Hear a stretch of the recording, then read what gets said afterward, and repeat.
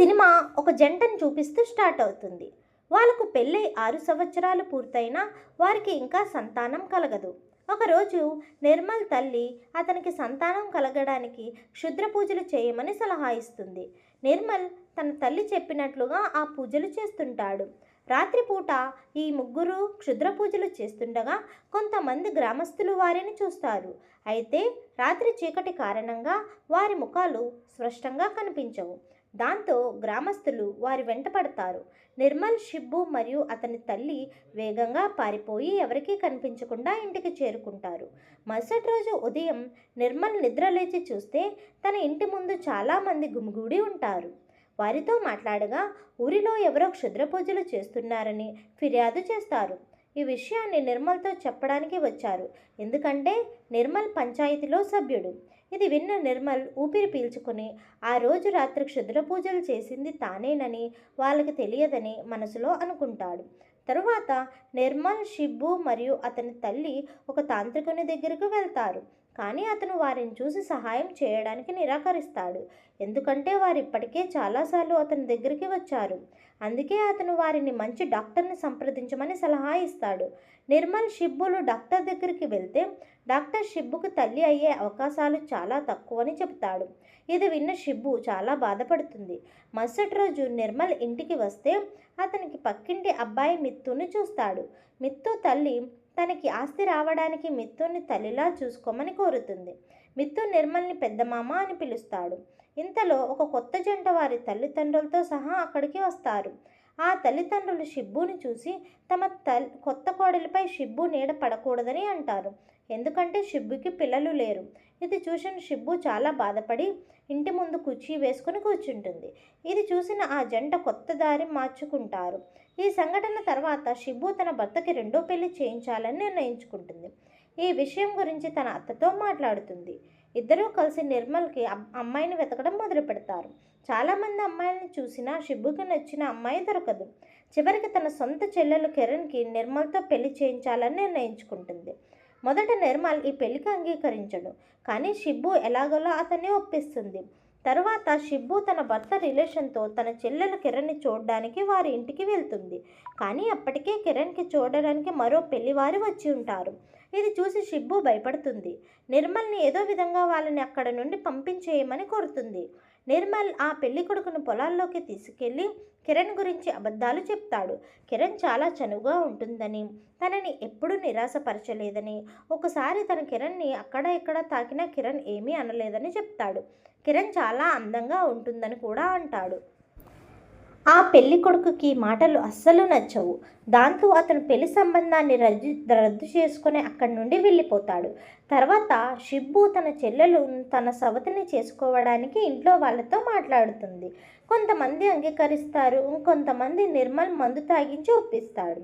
కిరణ్ని పటాన్ చేయడానికి నిర్మల్ ఆమె చుట్టూ తిరుగుతాడు. మరుసటి రోజు కిరణ్ తల్లి ఆమెను నిర్మల్ని పెళ్లి చేసుకోమని చెబుతుంది. కానీ కిరణ్ పూర్తిగా నిరాకరిస్తుంది. నిర్మల్, షిబ్బు ఇంటికి తిరిగి వస్తారు. ఇంటికి వచ్చిన తరువాత నిర్మల్ షిబ్బుతో కిరణ్ పెళ్లి ఒప్పుకుందని చెప్తాడు. ఇది విన్న షిబ్బు చాలా సంతోషిస్తుంది. మరుసటి రోజు నిర్మల్, కిరణ్ పెళ్లి జరుగుతుంది. పెళ్లి జరుగుతుండగా షిబ్బుకి వాంతులు అవుతాయి. తన గర్భవతి అని అనుకుంటుంది. షిబ్బు తన భర్తకి తన చెల్లిని ఇచ్చి పెళ్లి చేసింది. ఇప్పుడు తను కూడా తల్లి కాబోతుందని ఆలోచించి కంగారు పడుతుంది. పెళ్లి తర్వాత నిర్మల్ కిరణ్ని తన ఇంటికి వస్తారు. మొదటి రాత్రి షిబ్బు వారికి అడ్డుపడుతుంది. తను ఒంటరిగా పడుకోలేకపోతున్నానని, భయమేస్తుందని చెప్పి వారిద్దరి మధ్యలో పడుకుంటుంది. దాంతో వారు మొదటి రాత్రి జరుపుకోలేరు. మరుసటి రోజు నిర్మల్ తల్లి షిబ్బుని నిద్ర లేపడానికి వస్తుంది.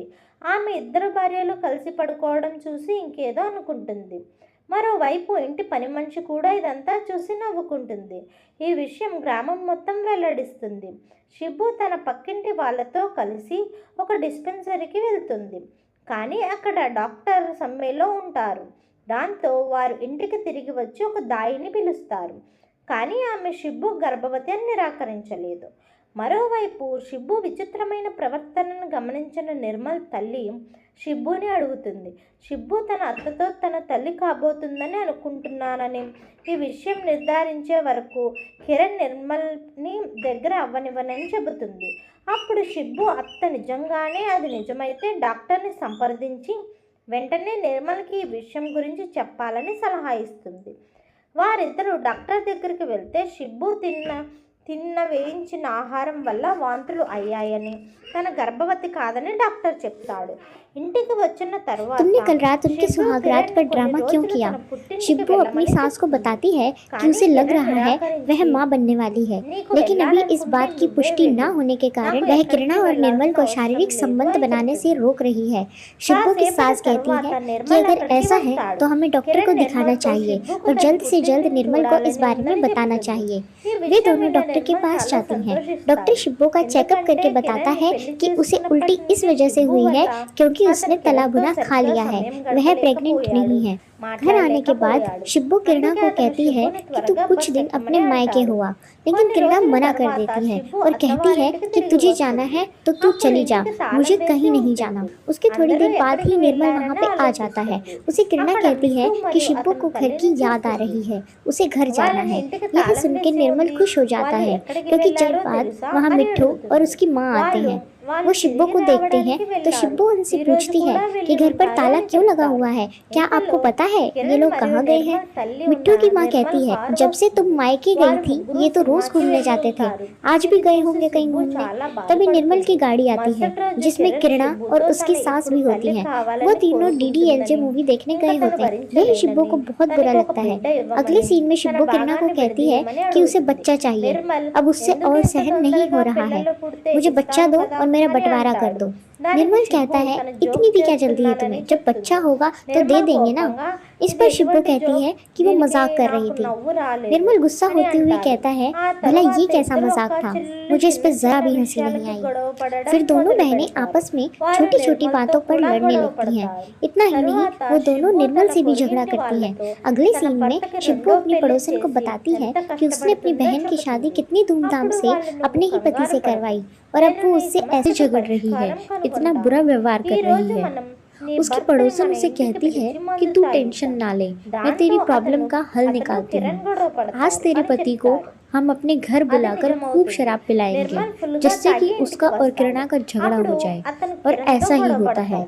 निर्मल टल्ली होकर घर पहुंचता है और उसका किरणा से झगड़ा हो जाता है। किरणा कहती है कि तुमने तो वादा किया था ना कि शराब को छुओगे भी नहीं और आज इतनी पी कर आ गए। उनका ये झगड़ा देख शिब्बू को बहुत मजा आता है। वो निर्मल के लिए एक शराब की बोतल और ले आती है और उसे देख किरणा कहती है कि तू कैसी बहन है, खुद ही अपना घर बर्बाद करने पर तुली हुई है। निर्मल किरणा को मनाता है पर वो दरवाजा बंद करके अंदर चली जाती है। फिर निर्मल अपनी माँ के पास भूखा ही सो जाता है। अगली सुबह निर्मल दोनों को मनाने की कोशिश करता है पर दोनों में से कोई भी नहीं मानती है।